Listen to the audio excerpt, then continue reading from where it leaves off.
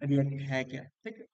तो देखिए रिएक्ट एक तरह से एक ऐसा इन्वायरमेंट है, इन्वायरमेंट या फ्रेमवर्क बोल सकते हैं जावास्क्रिप्ट का, जिसमें हम फ्रंट एंड को मेंटेन करते हैं। मेंटेन का मतलब कि हम डिजाइन एचटीएमएल सीएसएस से ही करते हैं। इसमें बस क्या होता है कि हम उसको एज ए कंपोनेंट, जो हमारा यूजर इंटरफेस होता है उसके एक एक छोटे छोटे पार्ट्स को हम कंपोनेंट बोलते हैं, तो उसको मेंटेन करता है कि उसको हम एक तरह से रियूजेबल कंटेंट की तरह से यूज कर सके। जैसे कि हम कोई फंक्शन बनाते हैं तो फंक्शन क्या होता है, रियूजेबल पार्ट होता है कि एक बार हम डिफाइन कर मल्टीपल टाइम यूज करते हैं। तो उसी तरीके से क्या होता है, रिएक्ट जेएस क्या होता है, कंपोनेंट बेस्ड एक फ्रंट एंड है, जिसमें हम छोटे छोटे डिजाइन को एज ए कंपोनेंट बना लेते हैं और उसको रीयूज करते हैं। जैसे कि एक बटन का डिजाइन कर लिया, उसको रीयूज कर लिया, रिकॉल कर लिया दूसरे पेज में, दोबारा डिजाइन करने की जरूरत नहीं। ठीक उसी तरीके से क्या होगा कि हम रिएक्ट जेएस में एक तरह से कंपोनेंट बेस्ड मैनेजमेंट करते हैं, इजिली हमारा जो डिजाइन है वो मेंटेन, ठीक, कि दोबारा उनको कोड ना करना। और भी फीचर्स होते हैं इसके। तो सबसे पहले हम आते हैं आ, कि इसके फीचर्स क्या क्या है। तो पहला फीचर है रिएक्ट जेएस, एक तरह से यूजर इंटरफेस डिजाइन करने के लिए, बिल्ड करने के लिए यूज किया था। डिजाइन तो एचटीएमएल से होता है, इससे हम उसको मेंटेन या बिल्ड करते हैं। React JS use build single page application. Single page means कि इसमें एक ही पेज होता है, इंडेक्स डॉट एचटीएमएल, जिसमें हम क्या करते हैं, अ, एक तरह से एक ही पेज में सारी चीजें डॉम मैनिपुलेशन करके कर सकें। इस तरह से चीज़ों को रेंडर करके, कंपोनेंट को रेंडर करके उसको हम चेंज करते हैं। ठीक है। तो इसमें एक ही पेज होता है जिसको बोलते हैं, ये एक पेज के अकॉर्डिंग आउटपुट डिफाइन करता है, जिसको हम सिंगल पेज एप्लीकेशन बोल सकते हैं। ठीक। React allow us to create reusable UI component. तो अभी मैंने बताया कि एक तरह से क्या होता है, एक कंपोनेंट वो डिफाइन कर लेता है जिसको हम बार बार जब भी जरूरत पड़ता है उसको रीयूज कर लेते हैं, दोबारा उसका कोड लिखने की जरूरत नहीं। जैसे मान लो एक लॉगिन पेज का मैंने डिजाइन कर रखा है, तो उसको अगर मुझे यूज करना हो तो उसको हम क्या करेंगे, रिकॉल कर लेंगे। ठीक है। तो उसको रिकॉल करने का मतलब कि जब हम रिकॉल करेंगे तो वो हमारा एक तरह से जो कंपोनेंट होगा वो दोबारा लिखना नहीं पड़ेगा, वो हम डायरेक्टली एक सिंगल वर्ड लिख करके उसको यूज कर सकते हैं। जैसे एक लॉगिन पेज है तो लॉगिन पेज बस हम लॉगिन एक वर्ड लिख करके उसको रिकॉल करते हैं। तो इस तरीके से हमारा क्या होता है, टाइम भी बचता है। ठीक है। तो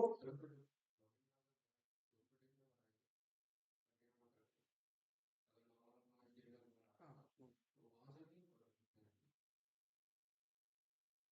कैसे रिकॉल करते थे एचटीएमएल, एचटीएमएल में कोई ऐसा वो नहीं है कि हम रिकॉल कर,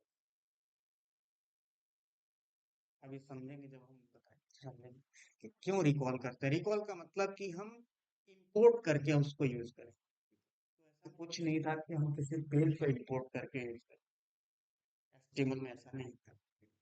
तो React sometimes referred as a front end JavaScript framework. कि रेफर्ड का मतलब इसको हम एज अ बोल सकते हैं JavaScript framework is a JavaScript library created by Facebook.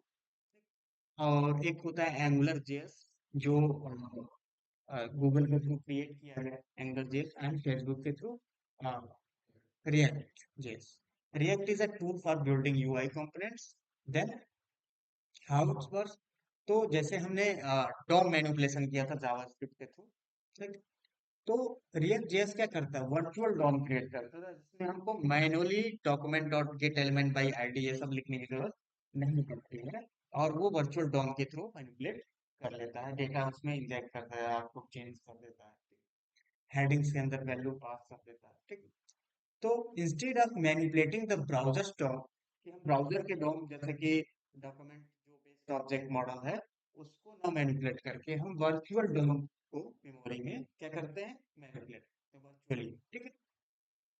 Where it is all the necessary manipulation before making the change in the browser DOM. कि उसके पहले क्या है कि हम वर्चुअली उसको मैनिपुलेट करके फिर क्या करते हैं, उसको ब्राउजर में manipulate. Then React only change what needs to be change. जैसे कि इसके पहले था कि हम जो भी चेंजेस करना चाहते थे उस तरीके से पेज फिर रिफ्रेश होगा। इसमें क्या है कि हमारा पेज बिना रिफ्रेश हुए चेंजेस होंगे, इसमें आउटपुट चेंज होगा कि अगर एक पार्ट चेंज करना तो कोई केवल वही पार्ट आपका चेंज होगा, ठीक। तो जो चेंज कर रहे हो एक्चुअली वही चेंज होगा, ये फीचर ये डिफाइन करता है, ये वर्क करता है रिएक्ट। देन इसके कुछ हिस्ट्रीज भी है कि इनिशियल इसका रिलीज कब हुआ, जुलाई 2013 में हुआ इसकी initial release. React JS was first use in 2011 for Facebook news feed feature, Facebook में यूज किया गया था इस फीचर को React. Then Facebook software engineer Jordan Bock ने इसको क्रिएट किया था। देन करंट वर्जन इसका क्या है इस समय, 12 अप्रैल 2022 में इसको डिफाइन किया गया 5.0/1। अभी आ गया होगा लेटेस्ट वर्जन दोस्तों, उसको मैंने नाम मेंशन नहीं किया। क्रिएट रिएक्ट ऐप, अब इसमें क्या होता है, एक नेम होता है क्रिएट रिएक्ट ऐप, ठीक।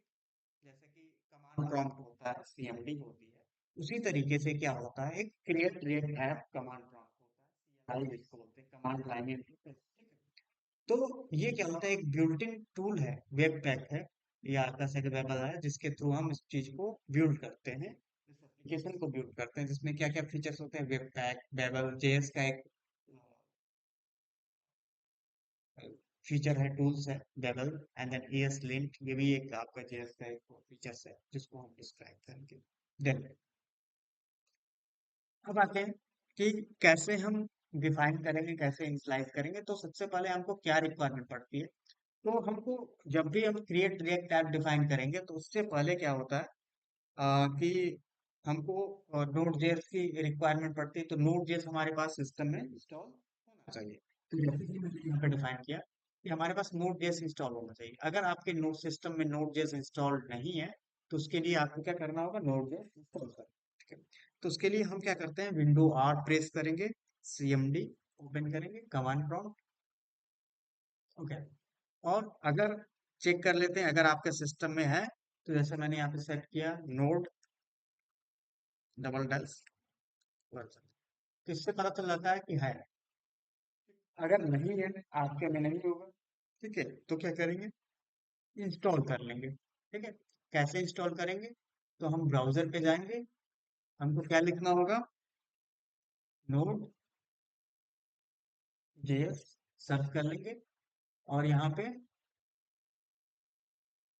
ओपन करेंगे, और यहाँ पे नोड जेएस डाउनलोड्स, डाउनलोड में जाएंगे, डाउनलोड में यहाँ पे जा करके हम विंडोज सेलेक्ट करेंगे, और जो भी वर्जन आपको चाहिए वो इंस्टॉल कर लेंगे यहाँ पे।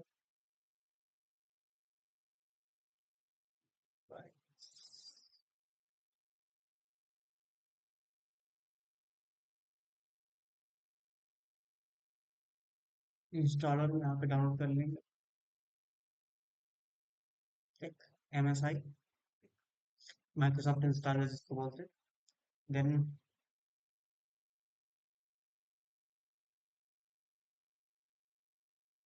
देखो इस समय कौन सा वर्जन डिफाइन चल रहा है आपका,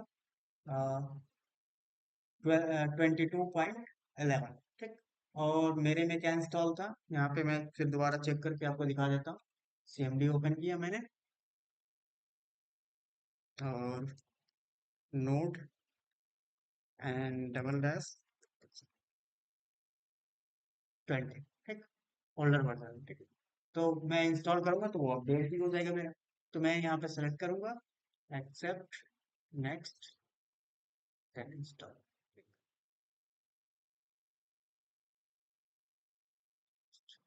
इंस्टॉल।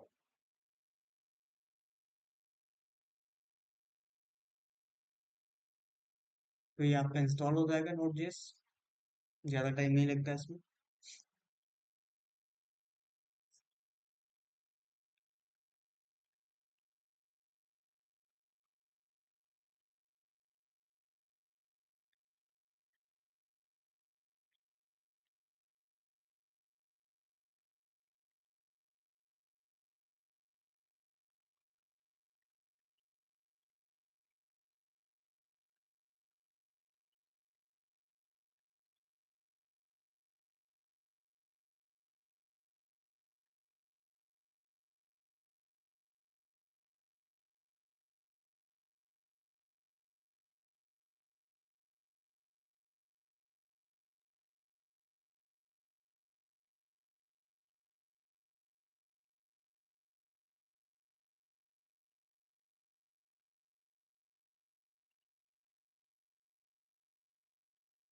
तो इंस्टॉल हो गया, फिनिश। अब यहाँ पे फिर दोबारा मैं चेक करूँ, इसके पहले क्या था, मेरा 20 वर्जन दिखा रहा था। अब लेटेस्ट वर्जन आया कि नहीं तो वो हम चेक कर लेते हैं, तो लिखेंगे नोट डबल डैश वर्जन। अब 22 अब दिखाने लगा, 22.11.0, या ये वाला वर्जन इंस्टॉल हो गया। अब जब ये वर्जन इंस्टॉल हो गया, ठीक, अब इसकी रिक्वायरमेंट ये, अब आते हैं सबसे पहले कि जब हम इंस्टॉल कर लेते हैं तो हमारे पास एक नोड एप्लीकेशन है।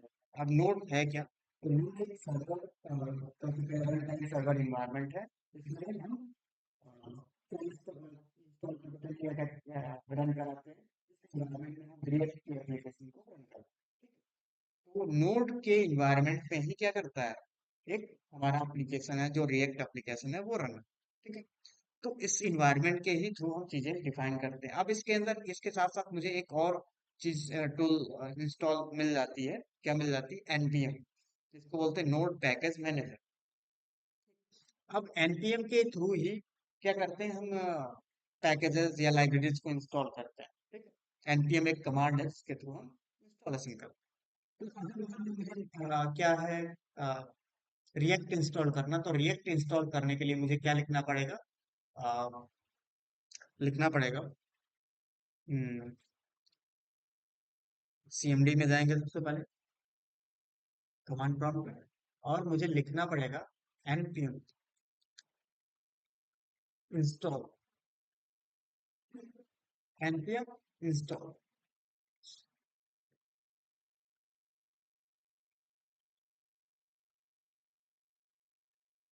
And then install dash g and create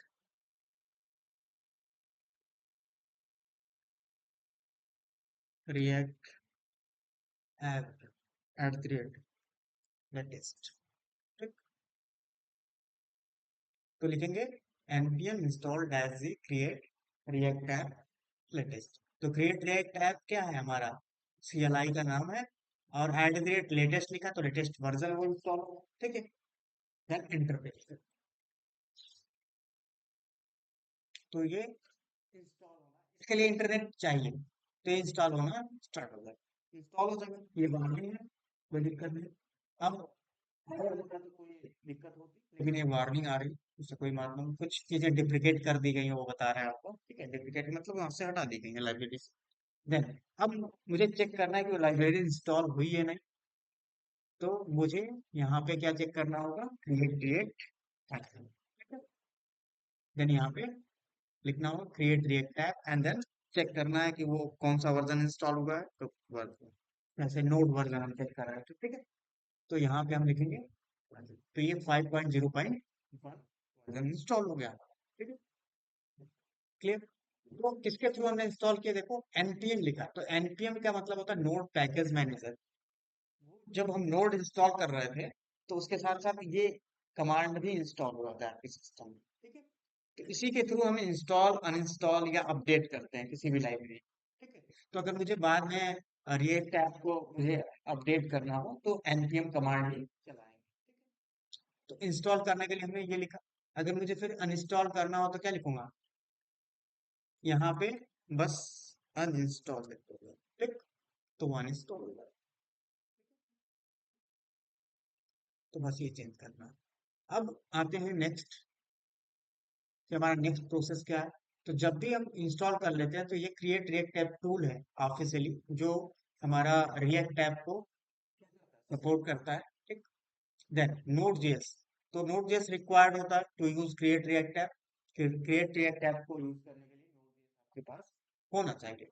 तो सबसे पहले क्या करें, टर्मिनल ओपन करेंगे और एक नया ऐप बनाने के लिए, मतलब नया प्रोजेक्ट बनाने के लिए आप प्रोजेक्ट बनाएंगे, ठीक है। हमारा नोड जेएस इंस्टॉल हो गया, रिएक्ट भी इंस्टॉल हो गया, ठीक है। अब दोनों इंस्टॉल हो गया तो मुझे क्या करना है, एक ऐप क्रिएट करना। तो मैंने यहाँ पे राइट क्लिक किया, ओपन इन टर्मिनल, मतलब तो डेस्कटॉप पे ही क्रिएट करना है, तो मैंने यहाँ पे ओपन टर्मिनल लिखा, और मैंने यहाँ पे एक ऐप क्रिएट किया। तो पहले लिख देता हूँ क्रिएट रिएक्ट ऐप, ठीक है। रिएक्ट ऐप, उसके बाद ऐप का नाम जिस नेम से आपको ऐप बनाना है, जैसे फोल्डर का नाम है, तो फोल्डर का नाम कैसे लिखना होता है देख लीजिए। इसमें कैपिटल लेटर नहीं लिखना, सेपरेटर के लिए डैश का यूज करते हैं, स्मॉल लेटर एंड डैश, और कुछ नहीं। तो जैसे ही लिख दिया माई डैश ऐप थ्री, ठीक है। तो ये ऐप का नाम है, ये प्री डिफाइंड नहीं है, ये हमने डिफाइन किया इस नाम को, ठीक है। तो आप किसी भी नेम से बना सकते हो, माई ब्लॉग, माई ऐप, ठीक। मैंने ये नाम लिख दिया, तो ये मेरे प्रोजेक्ट का नाम हो गया, ठीक है। अब इंटर पेज करेंगे तो ये हमारा प्रोजेक्ट को क्रिएट करना स्टार्ट करें, क्रिएटिंग न्यू रिएक्ट ऐप, ठीक है। अब देखो इंस्टॉलेशन, उसके अंदर लाइब्रेरी इंस्टॉल करना स्टार्ट कर देगा, ठीक है। तो उसके अंदर जो रिक्वायर्ड लाइब्रेरीज है वो इंस्टॉल करना स्टार्ट कर देता है कि क्या लाइब्रेरी इसको प्रोजेक्ट वो बनाने के लिए चाहिए, ठीक है। तो देखो यहाँ पे आपका वो प्रोजेक्ट स्टार्ट करते हैं।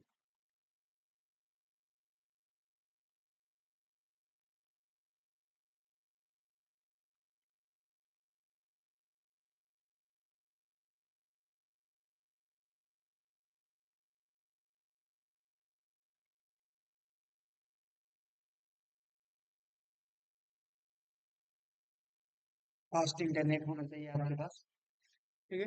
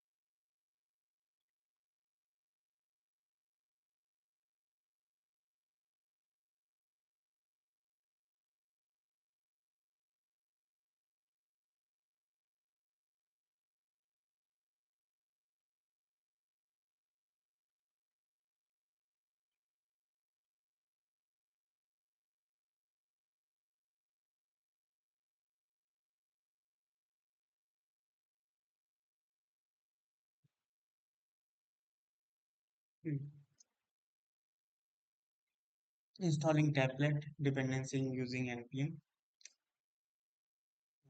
बस वही है। ये रेडी रहा हमारा project,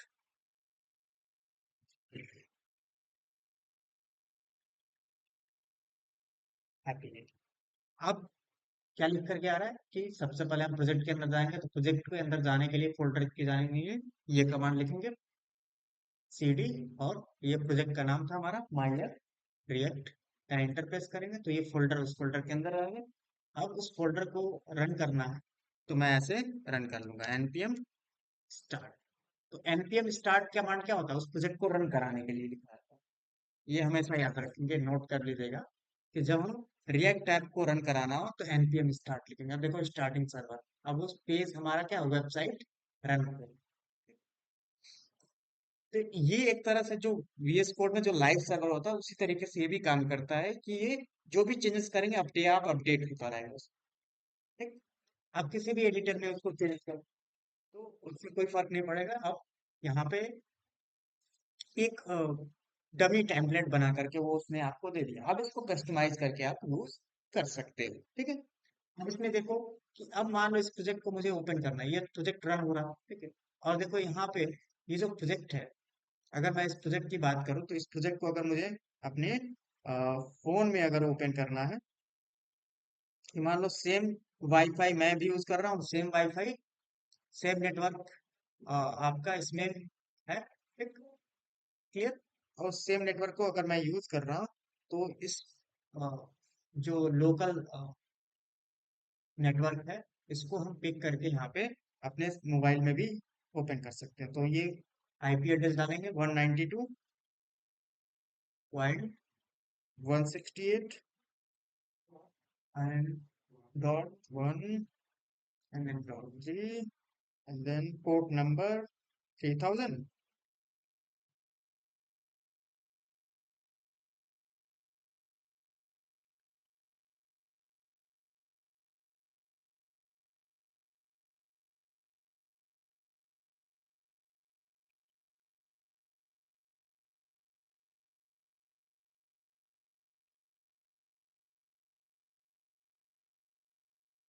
H T T P H T T P colon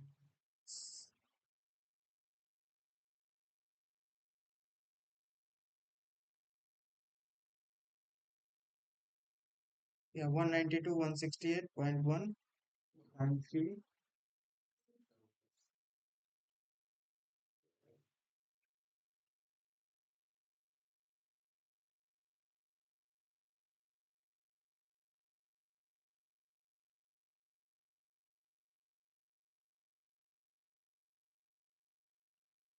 दिक्कत है लेकिन ये लोकल नेटवर्क के लिए होता है। तो ये आपका ओपन हो जाएगा ठीक।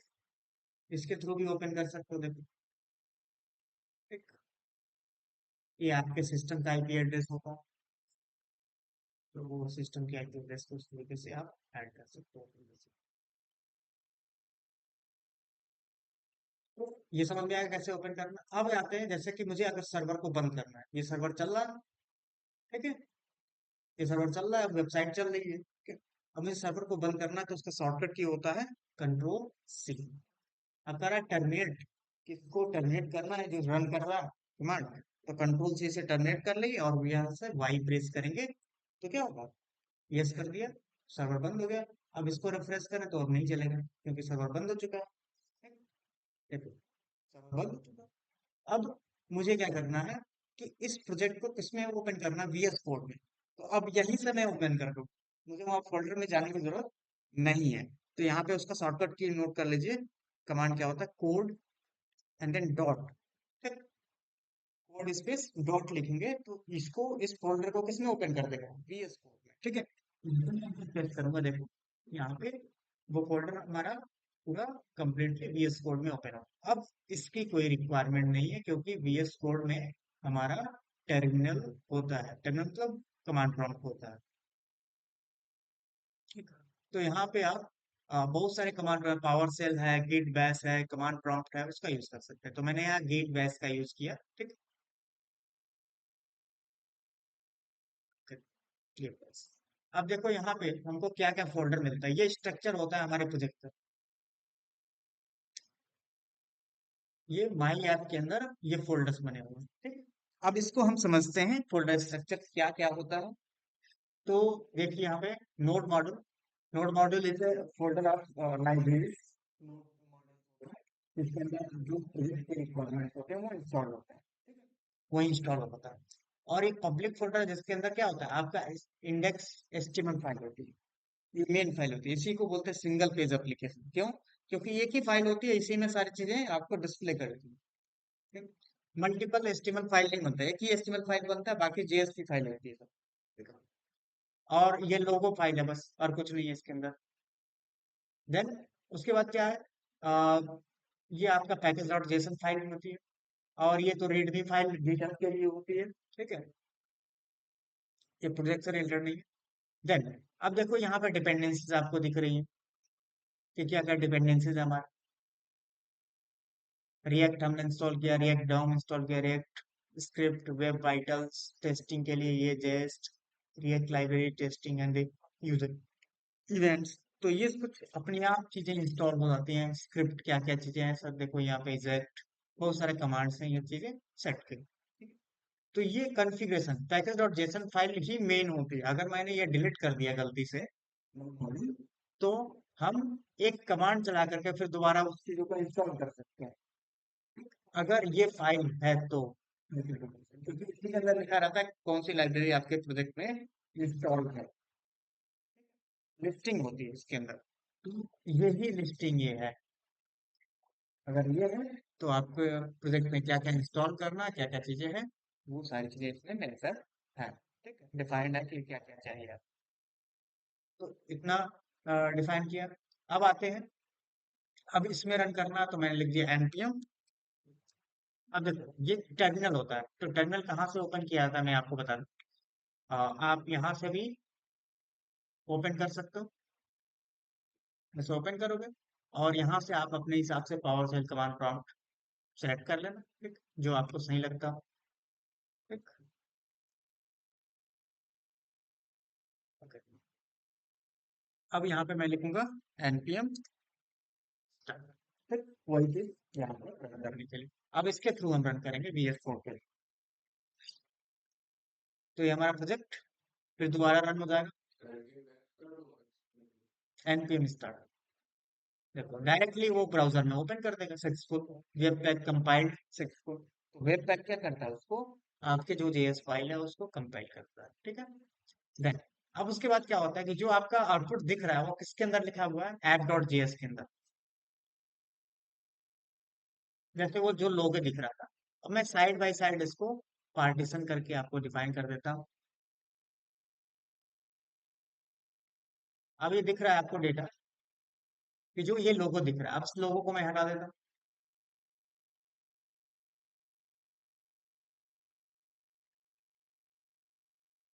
कंपाइल हो रहा है लोगो हट गया, ठीक है। अब एक वार्निंग आ रही है, वार्निंग क्या आ रही है कि हमने लोगो अनयूज्ड है हमारा, मतलब ये लोगो डिफाइन किया उसको हटा ही है, तो अनयूज्ड का मतलब कि उसको इंपोर्ट किया यूज नहीं किया, ठीक है। ये तो ये वार्निंग। अब ये बाकी चीजें भी हटा सकते हो, जैसे हेडर डिजाइन किया गया, सारी चीजें डिजाइन की है, लिंक बनाया गया है, सब हटा सकता हूँ। और नॉर्मल मैंने एक div रखा हुआ है और एक क्लास नेम। अब देखो यहाँ पे क्लास नहीं लिखा रहता है, क्लास नेम लिखा रहता है, क्योंकि जावास्क्रिप्ट में एक क्लास कीवर्ड होता है, तो दोनों कोलाइड ना हो, इसलिए क्या होता है इस एट्रीब्यूट का नाम चेंज कर दिया गया है, इसको क्लास ना करके क्लास नेम इसका यहाँ पे रखा गया है, ठीक है। अब ये चेंज हो गया।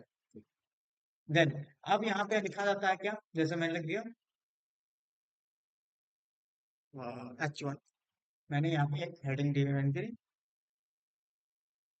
H1। अब देखो क्या है, अब इसमें एरर, वही मैंने बताया कि जब हम क्लोज नहीं करेंगे किसी भी, तो यहाँ पे इस तरीके से एरर आता है, लंबा चौड़ा एरर आएगा, ठीक है। तो आपका नॉर्मल एचटीएमएल जब हम लिखते थे तो उसमें क्या था कि बहुत सारे कह सके एरर होने के बावजूद भी आपको स्क्रीन पे कुछ भी एरर आपको नहीं दिखाई देता। लेकिन जब हम रिएक्ट में आता है तो एक छोटी सी भी गलती हमको वहां पे एरर दिखने लगती है, ठीक है। तो यहाँ पे जब हम क्लोज कर देंगे तो ये आपका जो एरर है वो हट जाएगा, ठीक। अब यहाँ पे मैंने लिख दिया है, तो ये आपको आउटपुट में मिल जाएगा। तो सिंपली क्या है, देखो अब ये क्या है कि इसका स्ट्रक्चर पहले समझो। तो ये क्या है, सबसे पहले क्या कर रहा है, ये हमारा इंडेक्स डॉट जेएस यहाँ पे रन हो रहा है, और इंडेक्स डॉट जेएस क्या कर रहा है कि हमारे जो फाइल है फोल्डर्स है, तो यहाँ पे root get element by root में, तो रूट हमारा क्या है, तो यहाँ पे जाएंगे पब्लिक में इंडेक्स डॉट एचटीएमएल में, और इंडेक्स डॉट एचटीएमएल में हमारा एक ही डिव बना रहता है बॉडी के अंदर जिसमें रूट लिखा हुआ, तो इंडेक्स फाइल उसको इंजेक्ट कर रहा है बस। तो एक ही मोर दो मैनिपुलेशन यहाँ पे किया गया है, इंडेक्स के अंदर किया गया है, जो यहाँ पे आपको क्लियरली दिख सकता है। और उसके अंदर क्या इंपोर्ट कर किया गया है, ऐड किया गया, रेंडर किया गया ऐप को, ठीक? तो ऐप ऐप जो फाइल थी इसके अंदर हेलो लिखा हुआ है, तो इंडेक्स क्या कर रहा है, रूट वाले जो आपका डिव है उसके अंदर इंजेक्ट कर रहा है ऐप को, तो ऐप एज ए कंपोनेंट यहाँ पे जा रहा है। तो देखो ऐप के अंदर इतनी सारे कोड लिखे गए हैं, लेकिन इसमें इंडेक्स के थ्रू बस एक लाइन लिखा गया है, मतलब ये बस लिखा गया ऐप। ये ऐप देखो यहाँ पे एक टैग की तरह से काम कर, इसी को बोलते हैं कंपोनेंट, रिएक्ट कंपोनेंट। एक वर्ड लिख करके मैंने उसको कॉल कर लिया, ठीक है। अब जितनी बार, जैसे कि मान लो ये ऐप एक बार लिखा मैंने तो एक बार आउटपुट आ रहा, उस ऐप को मल्टीपल टाइम रिपीट कर सकता हूँ, तो हेलो भी मल्टीपल टाइम है, ठीक है। तो इस तरीके से क्या होता है कि ये रियूजेबल कंपोनेंट हो जाता है आपका, क्योंकि इसके अंदर केवल हेलो लिखा हुआ है तो केवल हेलो ही आ रहा है, अगर बहुत ज्यादा कोड भी किया था तो रिपीटेड हुआ था, ठीक है। बस हमको एक वर्ड लिखना होता है, ऐप कंपोनेंट का नाम लिखना होता है, तो रिपीट करके आता है। तो इस तरीके से ये हम डिफाइन कर सकते हैं। तो अभी फिलहाल के लिए केवल आप एक प्रोजेक्ट क्रिएट कीजिएगा, उस प्रोजेक्ट का स्ट्रक्चर समझिएगा कैसे वो काम कर रहा है, ठीक है। और उसमें थोड़ा सा आप चेंजेस करके इस तरीके से आप रन कर लीजिए। नेक्स्ट क्लास में हम मैनिपुलेशन सीखेंगे, इसमें कैसे हम मैनिपुलेट करेंगे। हाँ, इसमें देखो प्रोग्रामिंग हम सोर्स के अंदर करेंगे, सोर्स फोल्डर के अंदर, ठीक है। किसके अंदर, सोर्स के अंदर। ऐप के अंदर हम क्या करेंगे, चेंजेस करेंगे। इसमें देखो अब इसमें क्या होता है, ये जो आपका फीचर है, तो जो आपका रिएक्ट फीचर है इस तरीके से आपको डिफाइन, अब इसमें क्या क्या डिफाइन हमने किया, हाँ, एक तरह से अब देखो इसमें क्या क्या हमको ऑलरेडी हमको आना चाहिए। एचटीएमएल आना चाहिए, सीएसएस आना चाहिए, जावास्क्रिप्ट आना चाहिए, जो हमको आता है, ठीक है। तो अब क्या डिफाइन करना है हमको, देखो। तो हमको ये डिफाइन करना है कि तो हमने ये समझ ही लिया कि रूट के अंदर वो इंजेक्ट हो रहा है, ठीक है। रूट के अंदर इंजेक्ट हो रहा है। अब इसमें क्या फीचर्स है, देखो। तो इसमें पहला फीचर्स है जेएसएफ, जावास्क्रिप्ट एक्सएमएल बोलते हैं। मीन्स कि आप एक ही फाइल में दोनों चीजें लिख सकते हो, स्क्रिप्ट टैग की जरूरत नहीं है।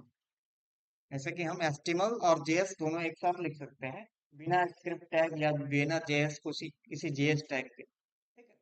तो फायदा इसको बोलते हैं जेएसएक्स, जिसमें इसका मतलब है कि जैसे देखो यहाँ पे मैंने H1 लिखा और यहाँ पे ब्रैकेट के अंदर H1 लिखा, इसका मतलब क्या है, ये रिटर्न एक इसका कीवर्ड है जावास्क्रिप्ट का है, और उसके अंदर मैंने यहाँ पे डायरेक्टली कोड लिख दिया एचटीएमएल का, जो सपोर्ट कर रहा है, क्यों लिखा? मतलब कि ये दोनों एक साथ मिक्स करके हम लिखे, इसी सिंटैक्स को हम जेएसएक्स बोलते हैं, जावा स्क्रिप्ट एक्सएमएल, ठीक है। तो इस फॉर्मेट को हम जेएसएक्स बोलते हैं। अब जो भी हम क्रिएट करेंगे, अब जो ये जो हमने बनाया, इस फंक्शन को, इस ऐप फंक्शन नेम को कैपिटलाइज करके लिखा गया है, इसका मतलब क्या है, ये कंपोनेंट बना रहा है। तो यहाँ पे जो फंक्शन है ये फंक्शन कंपोनेंट है, ठीक है। तो ये फंक्शन एक तरह से कंपोनेंट का काम करता है, मतलब इसके अंदर हम एक लेआउट रख रहे हैं और उसको कॉल कर रहे हैं, जैसे फंक्शन को कॉल करते हैं, ठीक। उसी तरीके से क्या होता है कि यहाँ पे हम किसी कंपोनेंट के अंदर बहुत सारे हम डिजाइनिंग कर लेते हैं, उसको रिकॉल, ठीक है। तो इस कंपोनेंट को हमने यहाँ पे इंडेक्स के अंदर इंपोर्ट किया हुआ है, यहाँ पे आपको दिख जाएगा, इंपोर्ट किया, import app from app, means app dot GS आप लिख सकते हो ऐसे, ऐप डॉट जीएस, ठीक है। ऐप डॉट जेएस में से मैंने ऐप वाले जो फंक्शन है उसको मैंने इंपोर्ट किया, और इंपोर्ट करने के बाद यहाँ पे कॉल कर लिया। जो कंपोनेंट है वो फंक्शन की तरह से कॉल नहीं होता, वो एक एलिमेंट की तरह से है, जिसको हम एचटीएमएल एलिमेंट नहीं बोलते, रिएक्ट एलिमेंट बोलते हैं। यहाँ पे उसका नाम रिएक्ट एलिमेंट होगा। और ये जो है H1 is a HTML element, ठीक है, क्योंकि ये प्री डिफाइंड है, और ऐप हमने खुद बनाया कस्टम। तो जो हमने कस्टम डिफाइन किया, रिएक्ट के अंदर डिफाइन किया और रिएक्ट के फॉर्मेट में यूज कर रहे हैं, उसको रिएक्ट एलिमेंट बोलते हैं। ये अब उसमें रिएक्ट एलिमेंट और एचटीएमएल एलिमेंट में डिफरेंशिएट कैसे करेंगे? तो रिएक्ट एलिमेंट हमेशा कैपिटलाइज लिखा जाता है। जैसे कि मान लो अगर मुझे टेबल बनाना हो, टी को कैपिटल लिखूंगा। अब यहाँ पे क्या होगा, अब दिक्कत ये है कि अगर मैं H1 को कैपिटल कर दूं, H को कैपिटल कर दूं,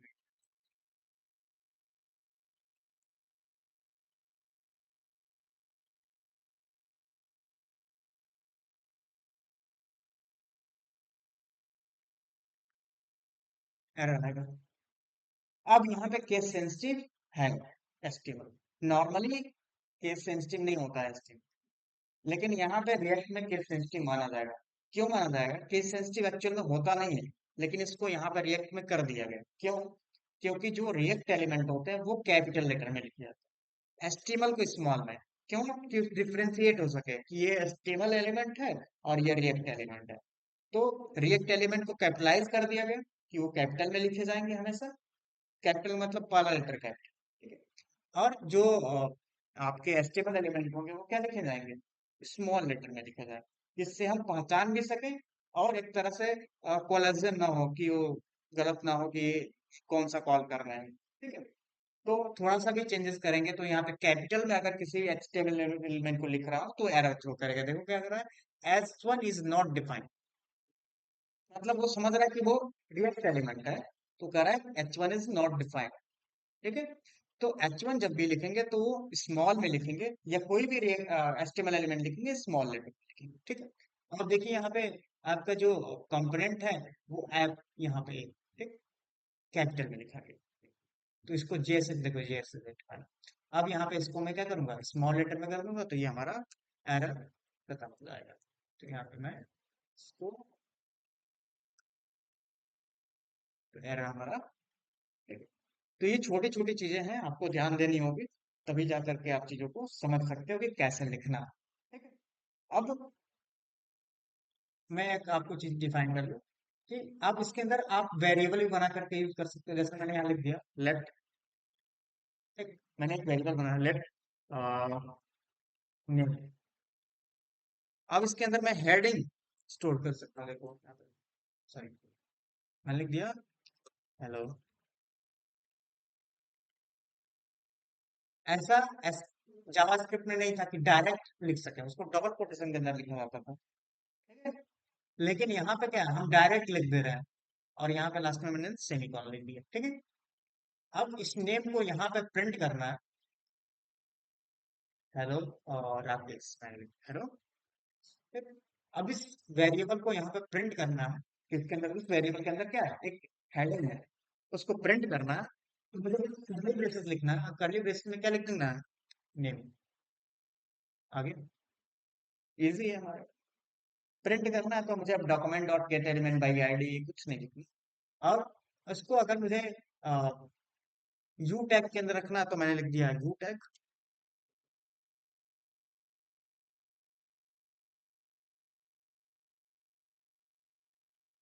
ठीक, और उसके अंदर पेस्ट कर, देखो अंडरलाइन है, इजीली ये चीज हमारे मैनिपुलेशन हो। इसके लिए हम अलग लाइब्रेरीज यूज करेंगे, रिएक्ट बूटस्ट्रैप उसको बोलते हैं। हाँ, उसको डिजाइनिंग करने के लिए रिएक्ट बूटस्ट्रैप होता है, तो मैं आगे बताऊंगा। रिएक्ट बूटस्ट्रैप इंस्टॉल करना पड़ेगा, बूटस्ट्रैप ही होता है, लेकिन उसको रिएक्ट बूटस्ट्रैप बोलते हैं क्योंकि एक चीज और इंस्टॉल करनी पड़ती है। बूटस्ट्रैप तो इंस्टॉल करना ही है ना, और एक चीज और होता है रिएक्ट बूटस्ट्रैप। ठीक, क्योंकि वो अलग से कंपोनेंट प्रोवाइड करता है डिजाइन वाला, जैसे बटन है तो बटन कंपोनेंट बटन बना के बना बनाया देता है वो, इसको इंपोर्ट करते हैं, यूज करते हैं।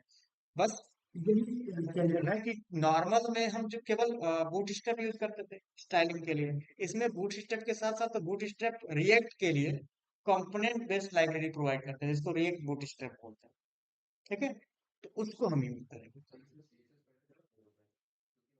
हाँ, देखो इसकी सीएसएस पहले से अप्लाइड नहीं है, ये पहले से एक फाइल बनी हुई है, वही अप्लाई हो रही है।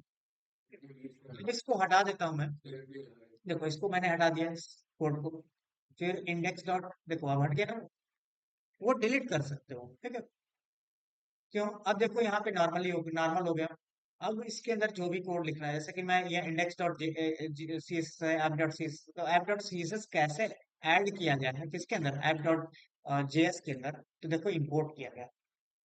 तो सेम फोल्डर में dot slash app dot C S import, इसमें केवल इंपोर्ट कर देते तो लिंक कर देता है, इसमें लिंक करने की जरूरत नहीं होती, इंपोर्ट कर देंगे ना तो वो लिंक कर देगा आपके किसमें, पेज में। ठीक है, कंपोनेंट के अंदर लिंक कर देगा, तो बस इंपोर्ट कर देना है।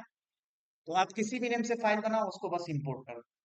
तो इसलिए यहाँ पे लिखा गया इंपोर्ट डॉट स्लैश। तो डॉट स्लैश का मतलब क्या है, करंट लाइब्रेरी, तो करंट डायरेक्टरी में हम उस app dot C S S folder को एक्सेस कर रहे हैं। ठीक, तो उस तरीके से हम उस यहाँ पर वो सी एस एस अप्लाई हो जाएगा इस कंपोनेंट। तो उसके लिए हम अलग अलग सीएसएस फाइल बना, जितने कंपोनेंट बनाएंगे उतने सीएसएस फाइल। हाँ, आपको अगर कॉमन डिफाइन करना है तो कॉमन वाला इंडेक्स के अंदर अप्लाई किया गया, इंडेक्स मतलब सब पे अप्लाई होगा, इंडेक्स डॉट जेएस पे। और मैं किसी स्पेसिफिक पे अप्लाई करना चाहता हूँ, जैसे ऐप डॉट जेएस है, तो उसके लिए ऐप डॉट सीएसएस बनाया गया है। उसी तरीके से मैं अगर हेडर फाइल बना रहा हूँ, हेडर डॉट जेएस, उसी तरीके से हेडर डॉट सीएसएस अलग से मैं उसका कोड लिखूंगा, सीएसएस कोड। ठीक है, तो उसकी अलग फाइल बनाऊंगा। अगर मुझे क्या करना है कि खुद का सीएसएस नहीं लिखना है, तो उसके साथ साथ मैं क्या करूँगा, रिएक्ट बूटस्ट्रैप का यूज करूँगा। ठीक है, तो अभी फिलहाल के लिए इतना हम रहने देते हैं, जैसे कि हमने समझा। तो जैसे क्या करता है हमारा, स्टैंड फॉर जावास्क्रिप्ट एक्सएमएल, जैसे allowed to write HTML in React, कि हम रिएक्ट के अंदर एचटीएमएल जावास्क्रिप्ट के साथ लिख सकते हैं। JSX make it easy to write and add HTML in React. ठीक, कि हम इजीली उसको जेएसएक्स डिफाइन कर सकते हैं।